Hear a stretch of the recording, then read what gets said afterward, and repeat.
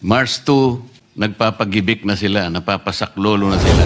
1,460. After 4 days, ang tinatanong lang po ng komite, Yes. ilan po ang na-repatriate? Undergoing po tayo ng repatriation sa Sabihin mga po natin nanungbalik. kung ilan. Ongoing po ang repatriation effort. Out of 1,416, 60 ang na-repatriate natin. This is not the kind of response. Hindi ko po kayo sinisisi. The level of response is only 4%. Dito po sa briefing ninyo, 1,416 po yung nagre-request ng repatriation. Do you confirm the figure, Secretary Hans? Pareho ba kayo ng... Yes po, we confirm the figure and it is a live count, Mr. Senator, meaning it could increase any given time. Yes po. And of course, it that's could important. also, it's OFW count lang po yun, sorry Mr. Senator. OFW count po yun, meaning hindi po kasali dyan yung non-OFWs seeking repatriation. O nga, ito muna, 1,416 as of March 2. Pareho po kayo ng...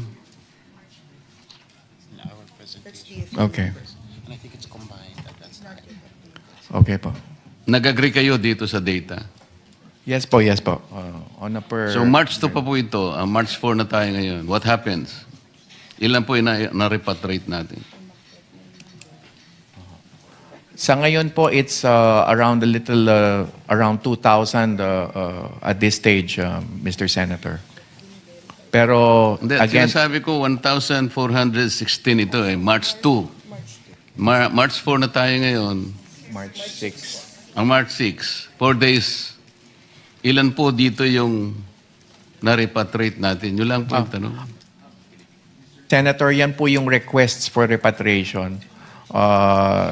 So it's around, the number would be around in the area of 2,000, let's say, at this stage, Mr. So Senator. lahat ng ito nakabalik na? Hindi po, hindi po. Requests for repatriation pa ho yan. Hindi po, Meaning- ganito yan hindi Let's use this as the test of the response of the government. As of March 2, nagre-request po ng repatriation ito. All of them feels the potential danger to their life. Tama?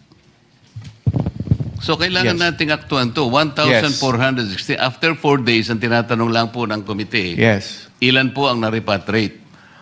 Sa ngayon po, still undergoing po tayo ng repatriation stage. So, wala pa pong na-repatriate after 4 days. Meron pong mailan-ilan, kabilang po sila doon sa Sabihin mga po natin kung nanungbalik. ilan. 1,416. Let's be specific.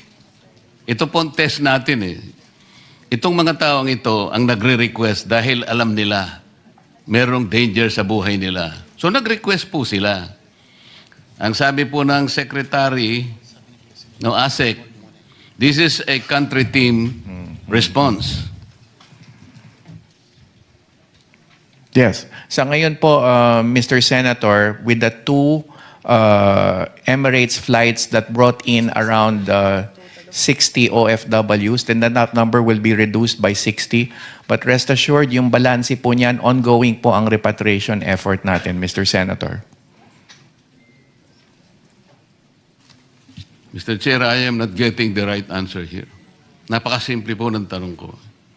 Out of 1,416, 4 days ago, ilan ang na-repatriate? Yun lang po kasimple. Yes, ang sinasabi ko po, Mr. Senator, we will subtract the 60 that had returned from the two Emirates flights for the last 2 days. So 1,400 less. It's around 1,300 remaining still, Mr. Senator.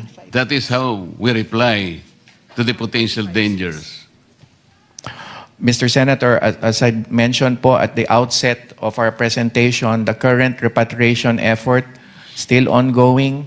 There are at least six fronts. Mr. Secretary, ang sinasabi natin, this is not yet the worst scenario.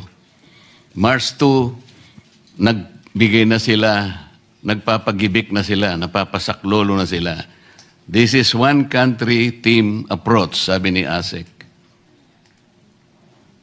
Out of 1,416, 60 ang na-repatriate natin. This is not the kind of response.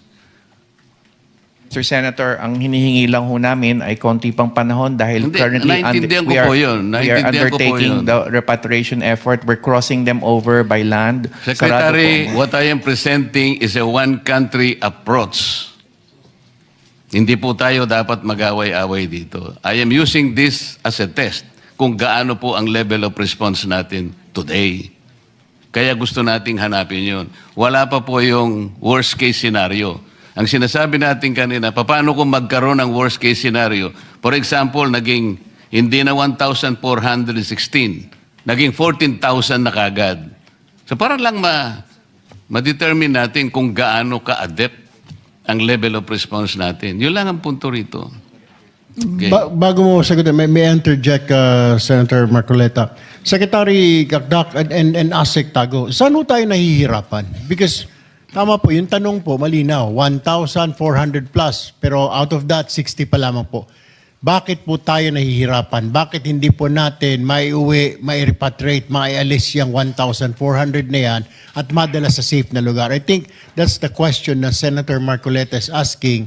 Saan po kayo nahihirapan? Bakit kayo nahihirapan? Bakit tayo nahihirapan at hindi natin maialis, mailagay sa safe na lugar yung 1,400 na yan, Yes. Secretary? Sa ngayon Gakdak? po kasi sarado ang airspace sa lahat ng bansa na covered ng requests for repatriation. Kaya't ang options po natin is land crossing. Kaya yun po ang isasagawa natin. Ang ating pong sinasagawa ngayon is to ensure that when we transport them by land, ito po ay safe. Ang element of risk is low. Kaya hindi po ganun kasimple, marami po tayong tao, kaya yung volumes that we intend to transport will have to ensure na ang land route is safe. By and large, the land route will take around 2 to 3 hours travel when you're speaking of the land route out of UAE, for instance, or the land route out of Israel. But we are imploring the patience of the honorable senators because this is currently being worked out. And once we hit our stride in terms of the land crossings, then we will facilitate the volumes that are necessary to be repatriated. Pero yun po ang main difficulty, Mr. Chair. We are basically limited by the fact that air transport is severely curtailed gawa ng pagsara ng airspace. Kahit na po hindi nyo hingin yung pasensya namin, hindi po kami rito ang problema. Ang response natin, the level of response is only 4%. Nagpapagibik po sila, napapasaklolo, natatakot po sila. Yun po yung dapat nating makita. Hindi ko po kayo sinisisi. Ang sinasabi ko lang, gawa tayo ng paraan kung paano yung takot po nila ay maibsan kaga as soon as possible. Wala po kaming sinisisi dito. Tinitingnan lang po namin yung akmang response ng gobyerno because sabi ni ASEC, at tama naman yun, this is a one-country team response. It doesn't seem to be that way. Kasi nga, 4 days, 4% po yung ating output. Secretary, yun lang gusto ko sabihin. Okay. Taken, Mr. Senator, I completely understand where you're coming from. We also have our marching orders from the President. And we will get the job done, Mr. Senator. And tama po kayo, ang sagot namin ay dapat bukod sa inyo ay mismo sa ating mahal na OFWs. Thank you. We are just opening the avenues, the tracks, the pathways to repatriation. And so we will get the job done. We will do precisely that, Mr. Senator. Thank you for your assurance, Secretary. Mr. Chair, madidisrupt talaga yung supply ng langis natin doon sa pagkakasara ng Iran ng Strait of Hormuz. So, ang nakikita ko po rito, dapat meron ng nag-usap na yung at least 5 departamento na dapat ay tumutok dito. Halimbawa, yung DOE, yung DA, DTI, DOLE, DepEd, sapagkat maapektuhan hindi lang ang industry natin, agriculture, manufacturing, pati yung manggagawa natin. Sino po kaya ang pwedeng magsalita sa isa o kung meron na pong nakapag-usap na po itong 5 departamento na dapat sana ay magbigay sa amin ng ilang impormasyon kung paano magre-react po ang importanteng departamento sa impact po ng kawalan ng langis in the days to come. Sino po ba ang... meron po ba talaga na nakapag-usap na? Siguro, Senator Marcoleta, DOE, o kung hindi, ito pong Executive Director natin ng Foreign Trade Service. Kaya, Ang akin po kasing expectation, Mr. Chair, dahil one country team approach, palagi sanang ganun, hindi yung isa-isang magsasalita dito, hindi ko naman makonect-connect kung paano ngayon magkakatulungan itong mga, halimbawa, yung siguro pinaka-chairman dito, yung DepDep, siya kasi yung planning, sa yung economic planning and development, pagkatapos, kukunin niya yung input ng DTI, ng DOE, at saka ng DA, DOLE, para sa ganun, isa lang ang magsasalita. Ito po yung approach natin. Ganito po ang gagawin natin. Mr. Chair, Kung isa-isa po baka... hindi po kami ang central department on that matter, but I can attest that in the cabinet, this president took this up extensively with the relevant departments. Hindi naman kita sinali rito hindi, Ito lamang muna kasi marami ka ng gawain seconds. Punong-puno ka na. Senator Marcoleta, with your indulgence, I think Executive Director Benedicto? Sir. Can you answer that? Mukhang tumataas ho kayo ng kamay. Magandang umaga po, Senators. Si Secretary Go po nung Monday, nagpatawag ho siya ng meeting. Although I don't have visibility po at my level kung ano po yung nangyari sa meeting. But I know that he called for a meeting already with the economic team. And also may mga succeeding po meeting with, as mentioned by Secretary Han, sa Malacanang level po. So, but we'll give you updates po later on regarding po ano po yung mga coordination na nangyari. But DTI po is also very closely monitoring the situation po. Kasi po ang expect namin, nag-usap na kayo on your own Para madali. Ito po hindi... Madalian po kasi ito So, kung sasabihin nyo sa amin na nag-meeting po yung nagpatawag ng meeting, hindi po yun ang gusto naming marinig. Pasensya na po kayo, no? Ang impact po kasi nito, kalat Yung industry, agriculture, yung workers, DOE, paano ba natin? Ganun po yung gusto namin. Anyway, sana po mabilis na maibigay ninyo para... Hindi po yung isa-isa. Mahirap pong i-connect yun. Hindi naman po kami masyadong mabilis umunawa na pagdugtungin namin. Mas madali po kasi kung united na po yung approach, mas madali po naming maintindihan yun. Isang tanong na lang, Chair. Go ahead, Senator. Yung pong...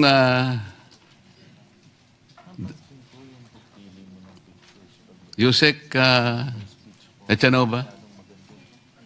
Yes, Your Honor, sir. May tanong po sa inyo kanina. Ang sabi po ninyo, wala pa naman kayong naririnig na ulat na medyo may potential na danger po sa... Naghihintay po ba tayo ng ulat sa labas o kailangan po tayo tayo nang gumagawa ng ulat? Sir, yung mga report po kasi, sir, ini-evaluate po natin yan, sir. And we are determining kung very significant po or hindi. Kasi Yun nga po, but we if don't you are want to dependent unduly... on outside sources, Yes, sir. doon lang kayo gagalaw pag mayroong... Hindi naman po, sir. We are taking the precautions, sir. What I'm trying to say, sir, is pag mga significant na po talaga yung mga balita natin, of course, we have certain protocols for certain things, sir. Ganito po As far kasi- as operational details, sir, I am not at liberty to divulge the operational details. No. But, We're not asking you operational details. Ganito po yan Nakita po natin na nag-rest back ang Iran. Pinagbibiran niya yung mga karatig bansa na kung saan ay nakikita nilang merong mga bases ang Amerika, di ba? Karaniwan naman ganun Kasi po dito merong EDCA sa atin. Na hindi mo niya nakikita yung potential noon sapagkat palagi nating sinasabi, the military bases, tayo po ang we remain full control, management, and ownership of these Pero kung titingnan po ninyo sa Article 3 ng EDCA, malinaw naman po doon. More specifically, under paragraphs 3 and 4, doon po sinasabi natin that the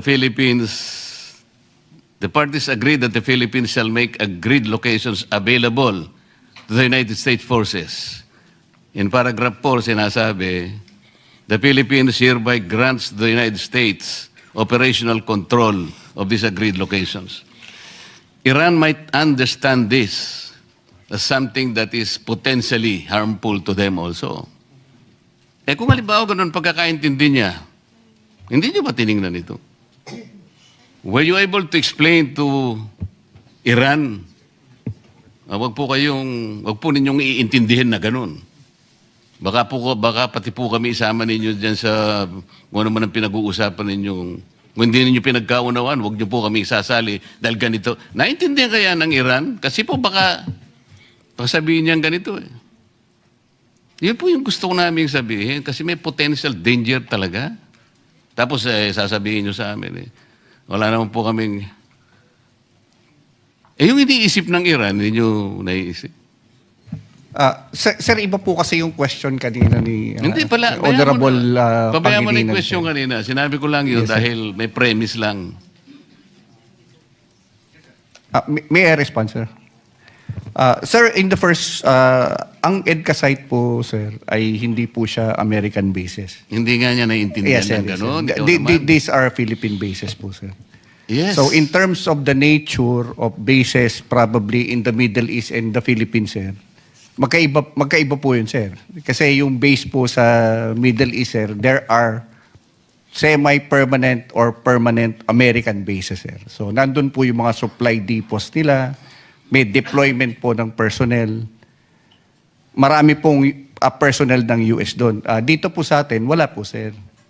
Kasi ang EDCA sites po natin, sir, are Philippine bases that are only made available to them if we allow them. Ganun po yun, sir. And right now, sir, if I may finish. Tayong po, sir. dalawa nagkakaintindihan tayo dyan. Ang sinatanong ko sa'yo, naiintindihan kaya ng Iran yan? Well, I cannot answer for O you, sir. yun. Hindi ko- Kaya nga, dapat,